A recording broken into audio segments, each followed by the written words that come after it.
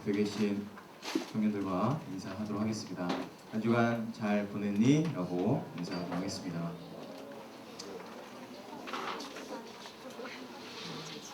잘 보내셨죠? 날씨가 많이 더운데 예배에 나오신 여러분들에게 은혜가 충만하게 부어질 줄 믿습니다. 네, 빌립보서 4장 10절에서 14절까지 말씀 보겠습니다. 빌립보서 4장 10절에서부터 14절까지 말씀입니다.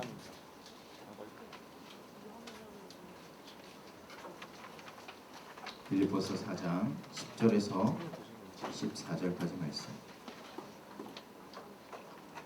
네. 교독해서 읽겠습니다. 제가 먼저 읽을게요. 내가 주 안에서 크게 기뻐함은 너희가 나를 생각하던 것이 이제 다시 싹이 나미니 너희가 또한 이를 위하여 생각은 하였으나 기회가 없었느니라.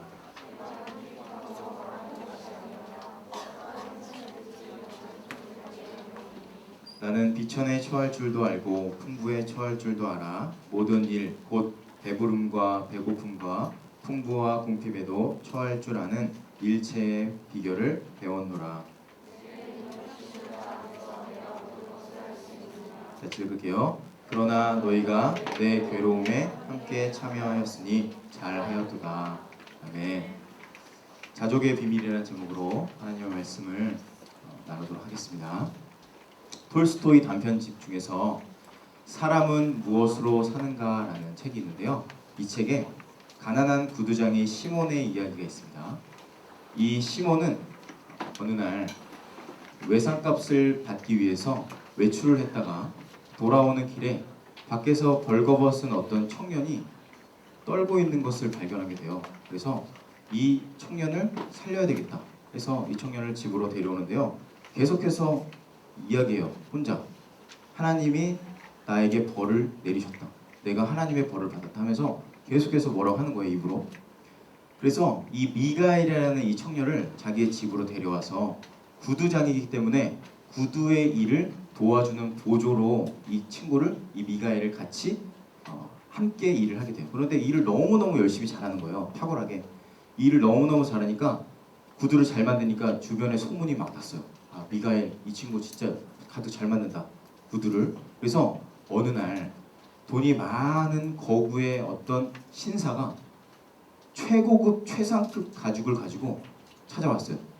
그래서 이 가죽을 가지고 1년 동안 절대로 헤어지지 않을 만한 신발, 가죽 신발을 만들어 주십시오 라고 제안을 하고 떠나요.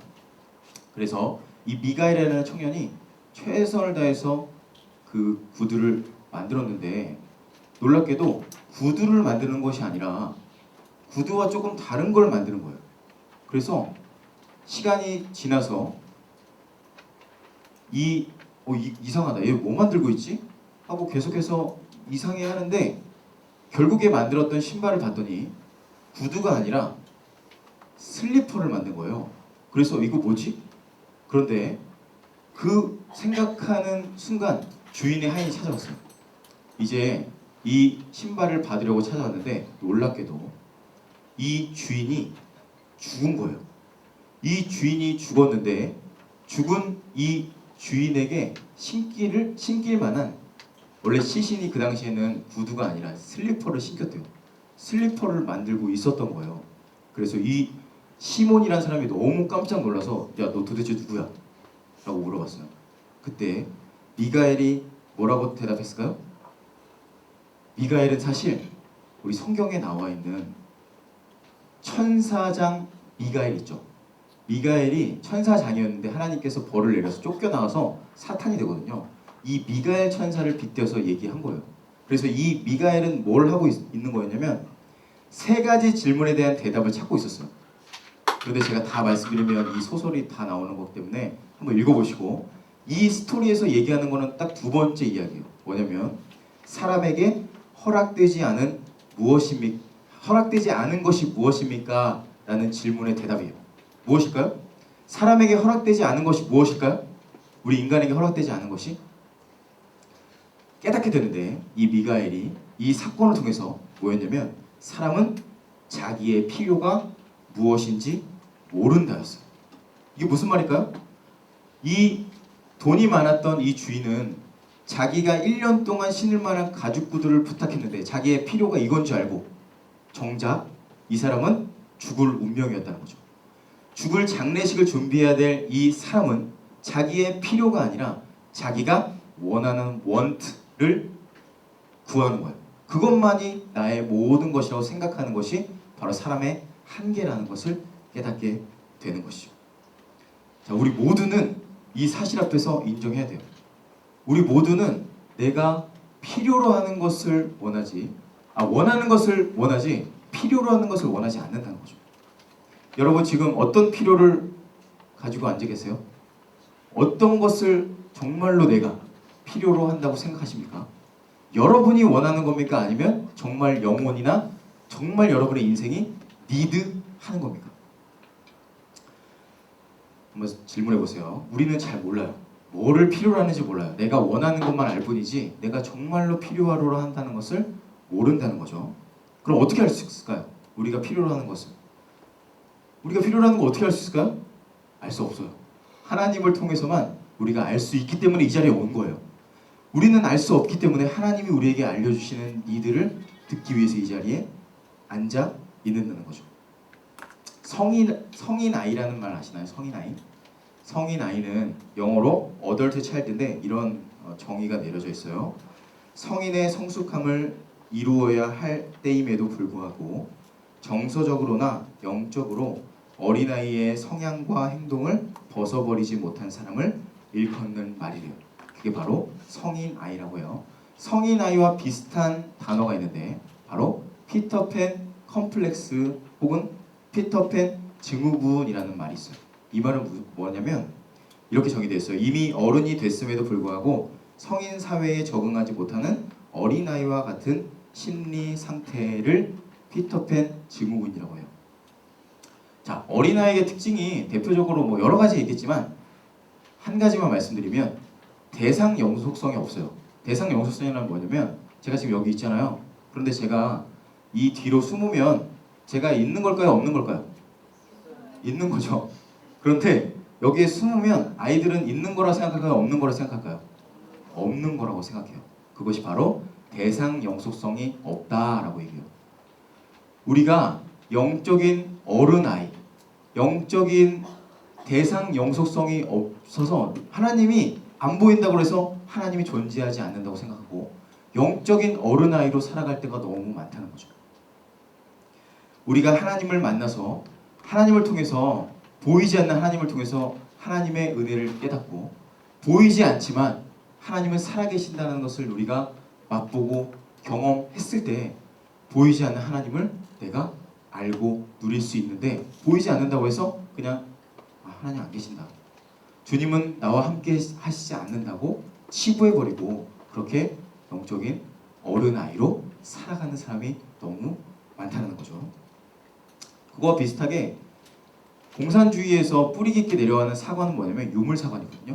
그 유물사관은 뭐냐면 이 보이는 게 전부다라는 거예요. 한번 손을 보실래요? 손 보이시죠? 내 몸도 있으시죠? 다 있죠 몸이 있고 육체가 있고 여러분 앞에 있는 보이는 것들이 있는데 이게 전부다라고 얘기하는 것이 유물사관이에요. 이것만이 전부인데 어떻게 영적인 것이 있냐? 하나님 안 계신다. 종교는 아편이다. 하면서 그렇게 핍박하고 공산주의에서 종교를 계속해서 끊임없이 깎아내리고 하나님 안 계신다고 얘기하거든요. 여러분 스스로가 하나님이 계시지 않는다고 해서 영적인 어른아이로 하나님을 치부해버리지 않는지 한번 질문해 보시기 바랍니다. 그래서 우리는 끊임없이 어떤 걸 찾냐면 떡이나 빵을 찾아요. 보이는 것, 잡히는 것, 내가 원하는 것을 찾아요. 성경에 이렇게 돼 있어요. 마태복음 4장 4절. 예수께서 대답하여 이르시되 기록되었으되 사람이 떡으로만 살 것이 아니오. 우리가 떡으로만 살 것이 아닌데 우리는 무엇으로 살 거라고 생각한다고요? 떡으로만 혹은 떡으로만 우리가 존재할 수 있다고 믿고 그렇게 살아갈 때가 많아요. 그런데 예수님은 정반대로 말씀하세요. 뭐라고 하실까요? 한번 찾아볼까요? 마태복음 4장 4절.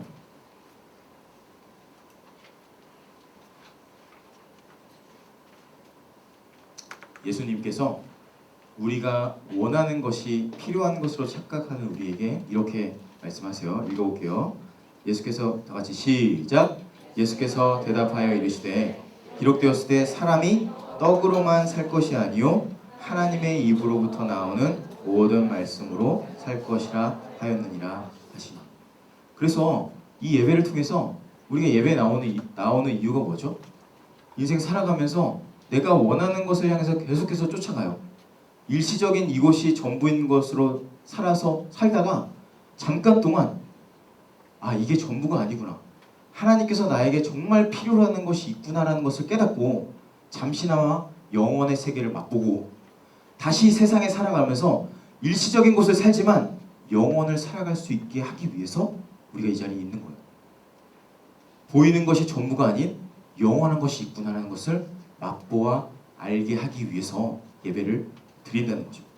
여러분이 무엇을 추구하는지 물어보세요. 스스로. 내가 영혼을 추구하나? 하나님의 말씀? 영생?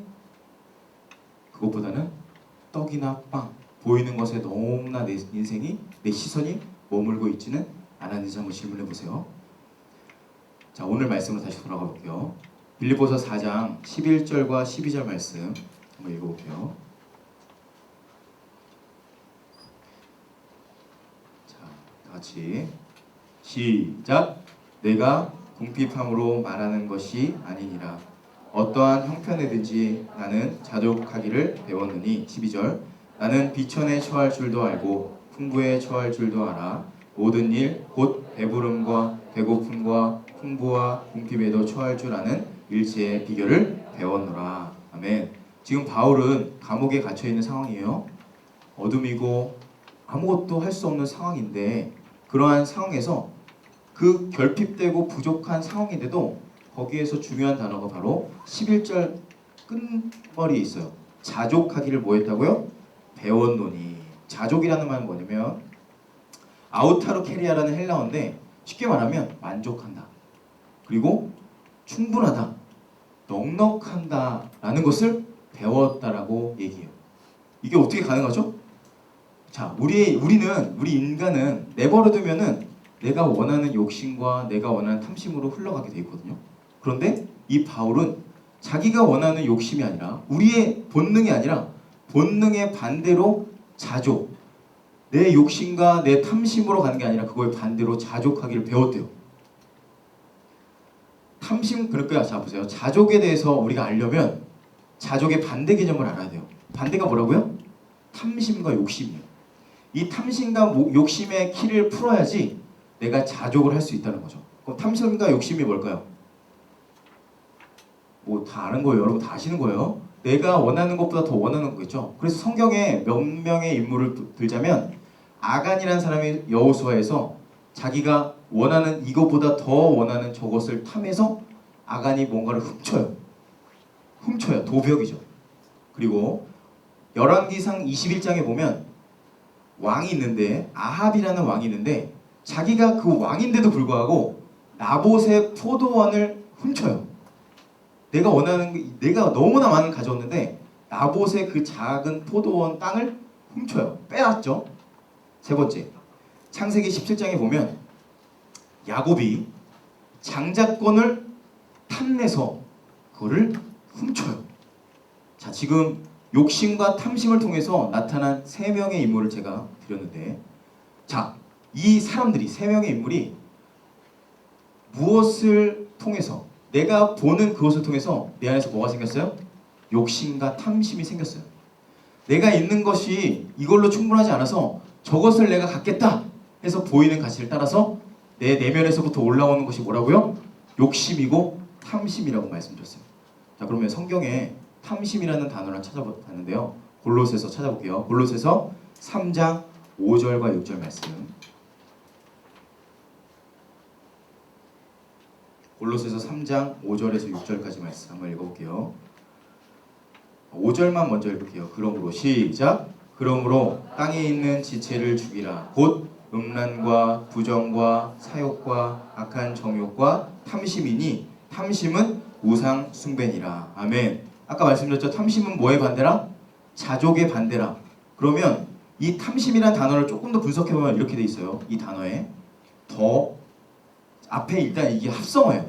더 많은, 더 큰이라는 단어와 소유하다, 붙잡다, 간직하다, 보관하다가 합성어예요. 무슨 말이에요? 더 많이 소유하다, 더 많이 갖다, 더 큰 것을 취하다. 이것이 바로 탐심이라는 단어에 들어가 있는 의미예요. 그러니까 우리 육체는 내버려 두면, 그냥 가만히 있으면 내 안에서 뭐가 생겨요? 탐심과 욕심이 생겨요. 더 많이 갖고 싶고, 더 많이 취하고 싶고, 더 큰 것을 원하는 존재가 누구다? 나다. 제가 바로 가만히 놔두면 욕심과 탐심에 젖어서 살아가는 존재라는 거예요. 6절 말씀 읽어볼까요? 이 탐심은 우상숭배인데 6절 시작. 이것들로 말미암아 하나님의 진노가 임하느니라. 아멘. 이것들로 말미암아 하나님의 진노가 임한대요. 우리 망한다는 거예요. 이것 때문에. 그런데 우리는 이거에 사로잡혀 있는데 어떻게 해야 되죠? 자족이라는 것은 내가 어떠한 내면에서 일어나게 거기 때문에 이 내면을 그러니까 다뤄야 되는 거예요.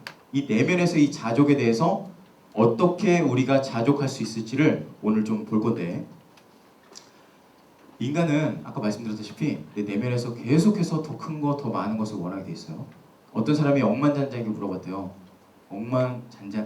발음이 안 되네. 억만장자님, 당신은 얼마나 돈을 더 벌기 원하십니까? 물어봤대요. 뭐라고 했을까요?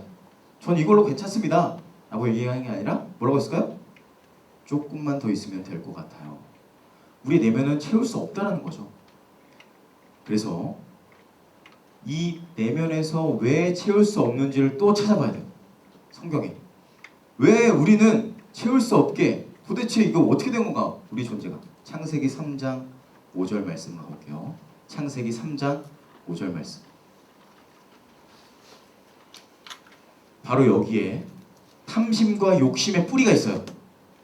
내가 왜 탐심과 욕심에 사로잡혀 사는지 그 뿌리가 나타나는데 읽어볼게요. 3장 5절 시작. 너희가 그것을 먹는 날에는 너희 눈이 밝아져 하나님과 같이 되어 선악을 알 줄 하나님이 아심이니라. 바로 탐심의 뿌리는 비교입니다. 비교. 하나님과 일단 비교해요. 자, 너희 눈이 밝아져 뭐라 같이 돼요? 하나님과 같이 되어. 사단이 우리를 속여서 너 하나님과 같이 될 수 있다. 너 옆에 사람을 봐라. 하나님을 봐라. 그러니까 하나님의 어떤 사랑이 아니라 하나님보다 더 높아질 수 있다 하면서 옆 사람과 비교하게 돼요. 이게 바로 탐심과 욕심의 뿌리입니다. 하나님과 비교한다는 사단의 전략은 그 밑에 뭐가 깔려있냐면 옆에 사람 봐라. 옆에 사람만 비교해라. 그래서 너를 보라. 하면서 우리를 속이는 거죠. 그러니까 당연히 이 세상의 모든 코드는, 이 세상의 모든 문화의 코드는 그래서 비교에 들어가 있어요. 비교의 프레임으로 가두면 우리는 끊임없이 욕심과 탐심으로 살아갈 수 있기 때문에. 몇 가지만 말씀드릴게요. 이 세상에 요즘에 우리 대한민국의 우울증, 조현병, 불안장애, 대인기피, 요즘에 이슈가 되고 있는 우리 한 명의 여자분 있으시죠? 제주도에서. 누구시죠? 고유정. 그분은 무슨 병인지 잘 모르겠는데 왜 이렇게 살인을 저지르고 강서구 PC방 살인사건을 통해서 그렇게 참혹하게 사람을 왜 죽일까요? 왜 이렇게 사람들이 서로 죽이려고 안달이 나고 그렇게 참혹한 죽음으로 치닫는 걸까요? 대한민국이. 대한민국뿐만 아니라 전 세계에서 수많은 살인과 어마어마한 죄들이 창궐하는데 왜 그럴까요? 우리 사람들은 이러한 사람들을 없애라 하면서 원인보다는 증상을 없애야 되니까 이러한 사람들에게 무기징역을 내려라, 살인을 내려라, 그러니까 사형, 그러면 없어질 거라 생각하는데 그 뿌리를 봐야 돼요. 우리는 뿌리. 자, 또 다른 예를 들어볼게요. 우리가 지금 소비주의와 물질주의와 그리고 외모지상주의와 학벌주의와 성공주의의 우리 세상이 이 대한민국과 전 세계가 물들어 있다는 것을 여러분 아시나요? 다시 소비 더 많이 사야 되고 더 내가 좋은 학교 가야 되고 더 성공해야 되고 이런 주의 속에 이 세상에 완전히 물들어 있거든요. 왜 물들어 있을까요? 이게 왜? 보세요. 여러분 길거리 돌아다니다 보면은 사람들이 보이잖아요. 그 사람들을 볼 때마다 여러분이 그 사람과 그 사람의 어떤 나보다 더 나이스하고 나보다 더 잘생기고 키가 큰 사람을 보세요. 저의 예를 들고요. 그런 사람을 볼 때 아, 나는 참 괜찮은 사람이다 라고 생각하나요? 아니면 반대로 저 사람을 통해서 나를 보면서 아, 나는 왜 이렇게 키가 작고 왜 이렇게 못생겼지라고 생각하나요? SNS로 돌려볼게요. SNS를 보면서 인스타그램이나 페이스북 보면서 사람들의 화려한 일상과 좋은 차를 보면서 와, 이 사람은 정말 좋은 차를 타고 다니네. 나는 걸어 다니는데 하면서 만족하면서 기뻐하나요? 아니면 실망하면서 욕심과 탐심으로 내가 계속해서 힘들어지나요? 너무 당연한 거죠. 이 세상이 바로 그 프레임으로 우리를 몰아간다는 거예요. 내가 살아가는 그곳이 이미 너무 많이 비교 속에서 서로를 보게 돼 있고 내 시선이 옆으로 보면서 계속해서 비교하게 돼 있어요. 나보다 더 잘생기거나 나보다 더 좋은 학교, 나보다 더 괜찮은 실력을 가진 사람 보면 혹은 연봉이 더 많은 사람을 보면 내 안에 욕심과 탐심을 자극한다는 거예요. 학교에서 교육을 통해서 우리에게 알려주는 것은 뭘까요? 우리에게 진리를 알려주고 우리에게 하나님의 말씀을 알려주지 않고 이렇게 알려줘요. 뭐 다른 좋은 것도 알려주지만 제가 그 프레임을 알려드리는 거예요. 야, 너네 더 좋은 학교 가기 위해서 더 열심히 공부해야 돼. 그리고 네 얘보다 더 성적 높여서 더 높은 성적을 얻어야 돼. 라고 말은 하지 않아요. 이렇게 가르치는 사람 없죠. 그런데 다 이미 우리는 그렇게 생각하고 있죠. 아, 내가 쟤보다 더 열심히 해서 이 기업에 들어가고 이 학교에 들어가야 돼. 학교에서도 도서관에서도 그렇게 공부를 하죠. 말은 하지 않아요. 그냥 열심히 할 뿐이에요. 왜냐면 우리는 그 세상의 프레임 안에 있기 때문에. 학벌과 외모와 실력과 돈은 다 보이는 가치예요. 제가 예를 이걸로 드는데 이 보이는 가치를 우리가 쫓아가게 하는 것이 세상의 프레임이에요. 너 이거 쫓아가야 된다 라고 계속해서 얘기해요. 그러니까 비교하게 되고 그러니까 나는 그 비교 속에서 나를 욕심으로 탐욕으로 계속해서 물들게 되는 거죠. 세상과 사단이 얘기하는 이 거짓말에 우리 다 속고 있어요. 죄송하지만 목회자인 저도 자유로울까요? 자유롭지 않아요. 교회 안에서 이 교회뿐만 아니라 다른 교회와 다른 교회들이 많죠. 이 다른 교회들과 비교할까요? 비교 안 할까요? 비교하게 돼 있죠. 똑같이 세상의 프레임에 갇히는 거예요. 우리도 나도 목사인데.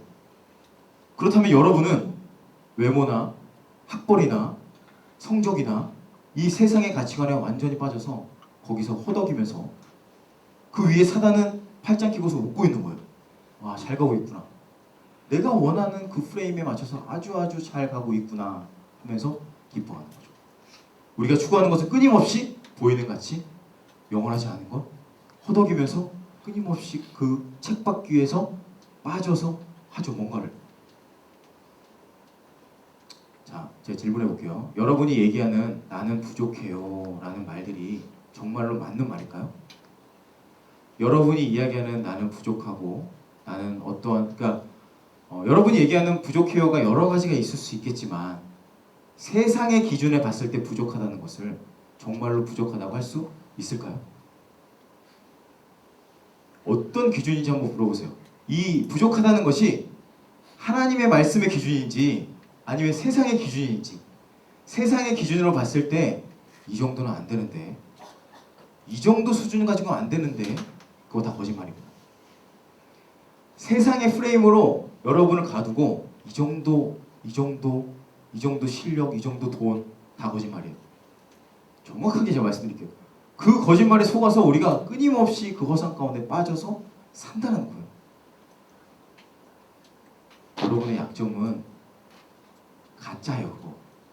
여러분이 생각하는 거고 세상에서 얘기하는 약점이에요. 하나님은 뭐라고 하실까요, 여러분에게? 하나님 말씀 찾아볼게요. 창세기 1장 32절 말씀. 1절 말씀. 창세기 1장 31절 말씀.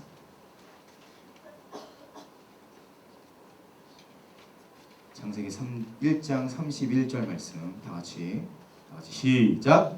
하나님이 지으신 그 모든 것을 보시니 보시기에 심히 좋았더라. 아침이 되니 여기까지만 할게요. 자, 하나님이 창조하신 모든 것은 심히 좋았다고 하시는데 세상이 얘기하는 것은 심히 좋지 않다라고 얘기하는 거예요. 야, 너 그거 안 된다. 너 그거 부족하다. 너 그거 그 수준에서 미달이다. 끊임없이 우리에게 말해요. 그리고 거의 끊임없이 우리는 반응하죠. 자족이라는 것은 그러니까 옆을 보면서 비교하는 것이 아니라 뭘까요? 제가 말씀드렸죠. 옆을 보는 것은 비교라고 얘기했어요. 그럼 어딜 봐야 될까요? 위를 봐야 돼요. 천장을 보는 게 아니라 하나님을 보는 거예요. 옆을 보면 안 돼요. 옆을 보고 비교하고 세상과 보면서 세상 프레임에 나를 맞추면 절대로 망합니다. 망합니다. 실패입니다. 무조건 실패입니다. 왜냐하면 우리는 그것을 향해서 달려가기 때문에 그것은 리미틀리스, 제한이 없거든요. 끝없이 우리가 추구하거든요. 육체를. 욕심은 끝이 없기 때문에. 자족은 옆에를 보는 게 아니라 어디로 보는 거라고요? 하나님을 보는 거예요. 위를 바라보는 거예요.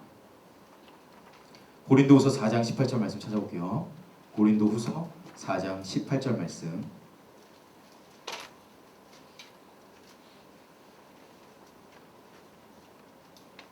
자, 한 목소리로 한번 읽어볼게요. 고린도후서 4장 18절. 우리가 시작. 우리가 주목하는 것은 보이는 것이 아니요 보이지 않는 것이니 보이는 것은 잠깐이요 보이지 않는 것은 영원함이라. 아멘. 영어로 fix our eyes not on what is seen. fix our eyes. 보이지 않는 것을 fix our eyes 하라는 거예요. 눈을 거기에 고정하라는 거예요. 그 뒤에 뭐라고 되어 있냐면 but on what is unseen. 나는 보이지 않는 것에 내 시선을 고정하고 보이는 것에 나의 시선을 고정하지 않는다. 거기에 내가 비교하거나 우울해하거나 자책하거나 나의 연약함을 보면서 자기 연민하거나 그거 다 세상이 주는 거짓말이에요. 우리가 보여야 되는 건 뭐라고요? 보이지 않는 거. 그러니까 여러분 청년 때 인생이 지금 살아가고 계시잖아요. 여러분이 주목해야 되는 것은 보이는 내가 보는 핸드폰이나 주변에서 얘기하는 매스미디어나 주변의 친구들에게 거기에 절대로 시선이 고정되면 안 돼요. 거기에 고정되는 순간 우리는 비교하게 되고 비교는 어디로 간다고요? 탐심과 욕심을 자극하기 때문에 끝없는 지옥이에요. 거기서 나올 수가 없어요. 어디에 우리 시선을 고정해야 된다고요? 보이지 않는 하나님께 우리 시선을 고정해야 돼요. 그러니까 이겨야 한다는 강박이 있으신 분 있으시죠? 나 꼭 이겨야 된다. 나 꼭 성공해야 된다. 나 꼭 이 명예와 이것을 내가 쟁취해야 된다. 여러분 이기기 위해 사는 건가요, 인생? 이기기 위해 사는 건가요, 우리가? 긍정하시는 분도 계시는데 이기기 위해 살아야 되죠. 사단의 나라를 이기기 위해서. 세상 나라 안에서 그 세상 프레임 안에서 누군가를 이기고 밟고 올라가는 것은 무한대요. 거기는 사단의 프레임이라고요. 거기서 나와서 우리가 왜 이 땅에 태어난 거예요? 보이지 않는 하나님이 나를 사랑하셔서 내가 이 땅에서 살아가는 거예요. 누군가 이겨내고 밟고 짓밟고 사는 게 아니라 우리를 사랑하고 그 사랑을 누리기 위해서 이 땅에 우리 태어나게 하셨다고요. 보이지 않는 하나님께서 주시는 것들이 뭐가 있을까요? 사랑이 있잖아요. 그리고 뭐가 있어요? 절제, 감사, 인내, 충성. 슬슬 이제 비웃은 분도 계시고 인내, 절제, 온유, 친절, 용기와 보이지 않는 가치. 이 어마어마한 것들이 우리에게 주셨는데 우리는 끊임없이 보이는 가치에 함몰된다는 거죠.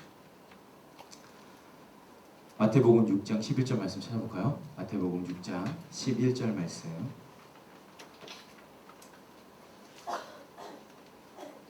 예수님께서 가르쳐 주신 기도인데요. 한번 읽어볼게요. 11절 말씀 앞부분만 시작. 오늘 우리에게 일용할 양식을 주옵시고 하지만 일용할 양식이 뭘까요? 매일매일 주는 빵이거든요. 이 성경의 영어로는 데일리 브레드라고 되어 있는데 사실 우리는 빵 맨날 먹지 않죠. 또 밥을 먹는데 매일매일 우리에게 주는 양식, 그 말 안에 뭐가 함의되어 있을까요? 우리가 가지고 필요로 하는 모든 것들을 주님이 주신다라는 고백이 이 안에 포함되어 있는 거예요. 하나님께서 우리에게 가장 필요한 것, 오늘 나에게 필요한 것을 주님이 주실 줄로 믿습니다 라는 신앙 고백이 이 안에 들어있어요. 그러니까 주님이 나의 공급자 되시니까 나는 하루하루를 살아갈 수 있는 자족으로 가게 되는 거죠. 자, 한 군데 찾아볼게요. 시편 23편 5절 말씀 찾아볼게요. 시편 23편 5절 말씀. 정말 자족의 1인자라고 불려도 아깝지 않은 분이 나오세요. 다윗. 이 다윗이 자족의 결정체의 노래, 이렇게 노래예요. 한번 읽어볼게요. 주께서 시작.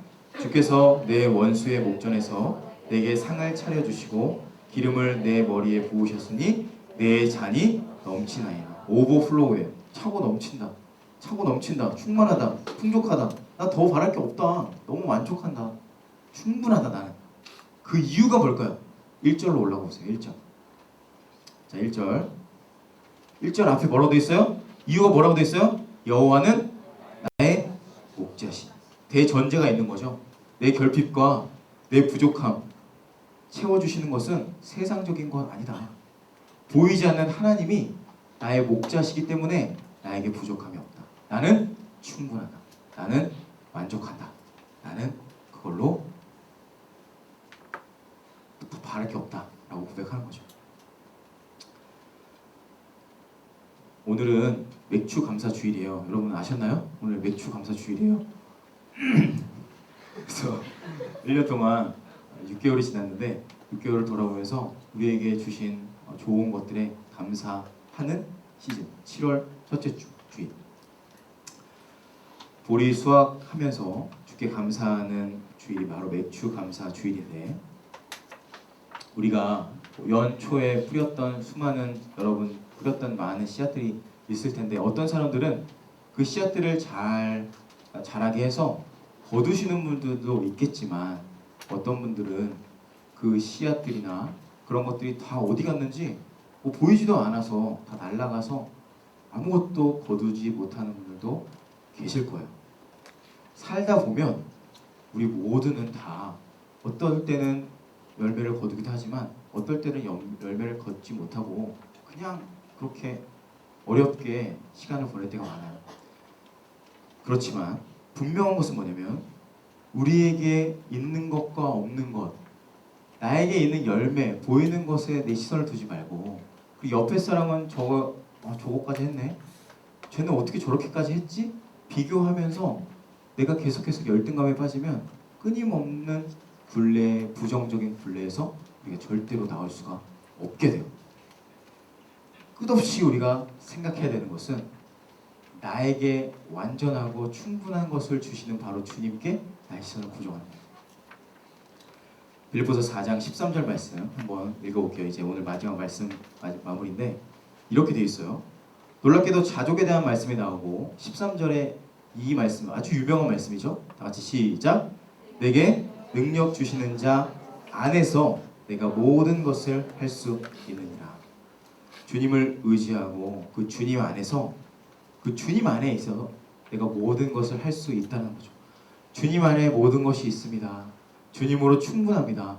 비교하지 않고 자책하지 않고 원망하지 않고 내 입술로나 내 생각으로 주님으로 충분하다는 고백 가운데 그 안에서 뭘 할 수 있다고요?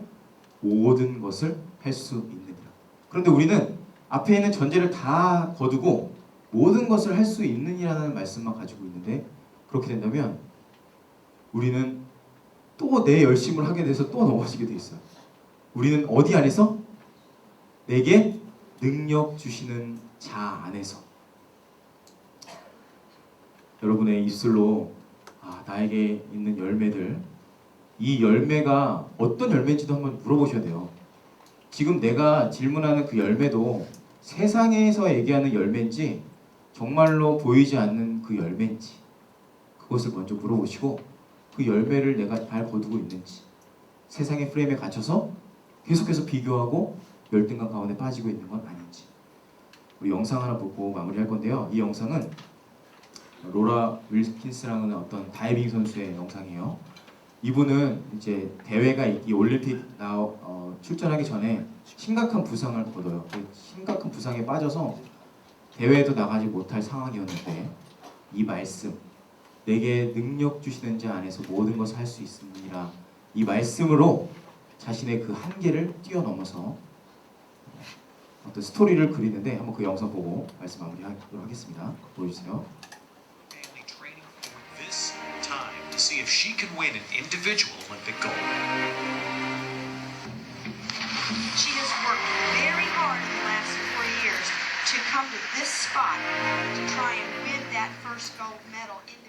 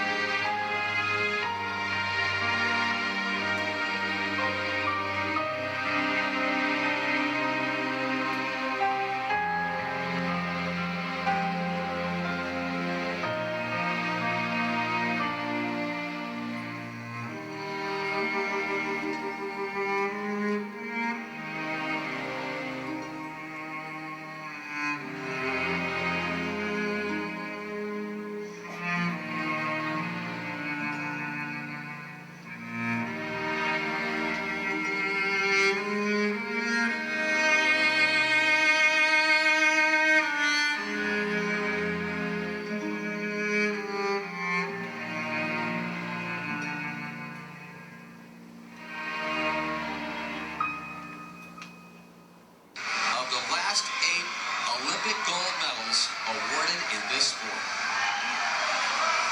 Well, who would have thunk it?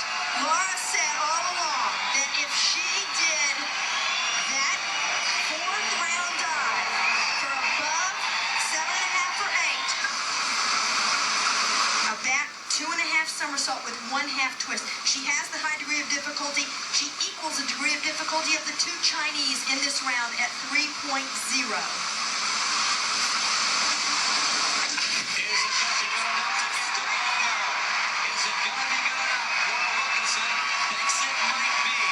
She's going straight in. She made a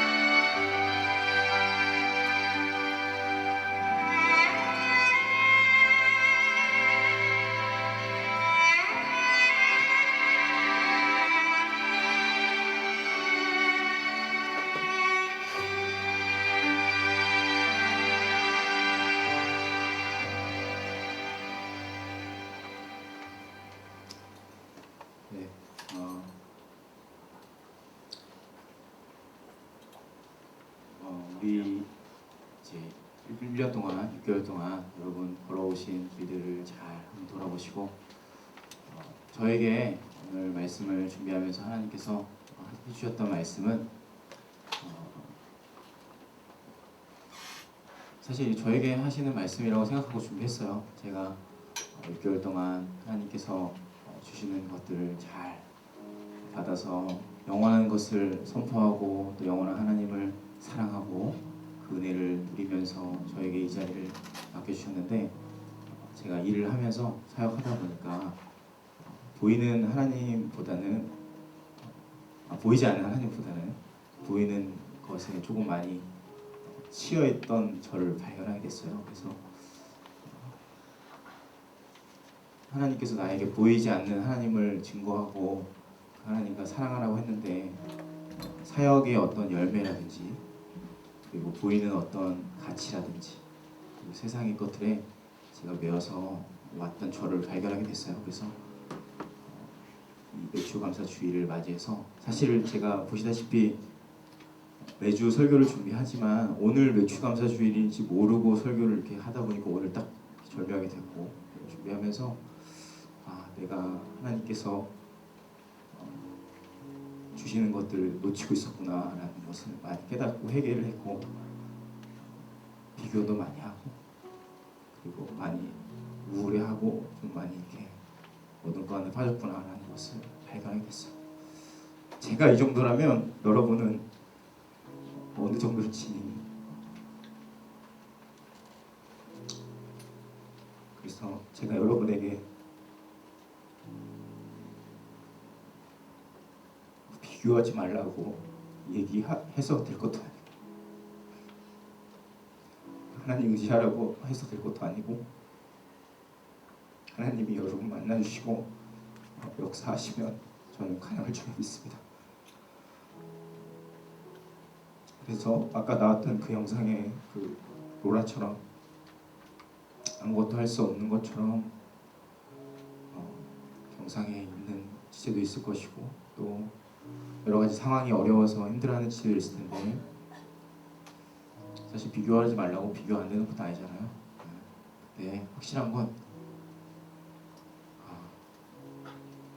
그 비교하지 않게 하시는 주님 안에서 여러분을 꼭 바라보시고 그리고 그분 안에서 있으면 비교하지 않아도 여러분 하나로 충분하고 여러분 존재로 너무 아름다우시고 너무 멋지세요.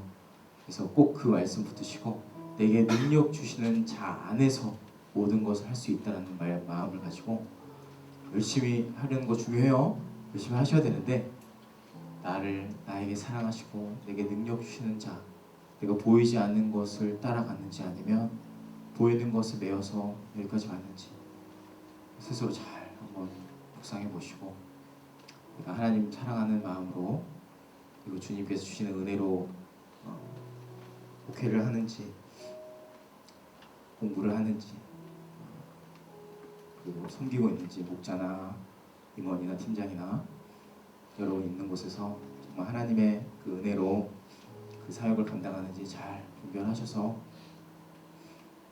비교하지 마시고 하나님만 바라보시고 그 안에서 참된 만족과 또 참된 감사와 참된 기쁨을 누리시기를 주의 이름으로 축원합니다. 제가 기도합니다.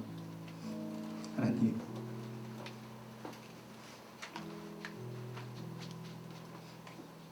주님 사랑한다고 하면서 세상의 프레임에 갇혀서 비교하고 우울해하고 열등감에 빠지고 이 세상의 가치관으로 저를 재단했습니다.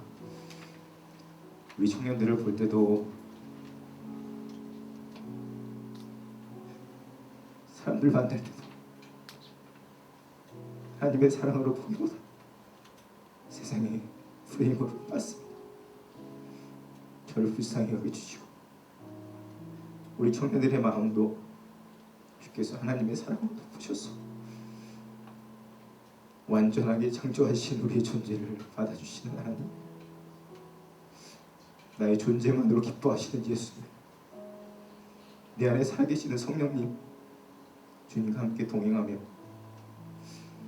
내게 능력 주시는 당신 안에서 모든 것을 할 수 있다는 믿음과 소망과 사랑의 삶을 살 수 있도록 우리 모든 청년들의 인생을 붙들어 주시고 하나님의 은혜로 인도하여 주옵소서. 모든 말씀 예수님의 이름으로 기도드립니다.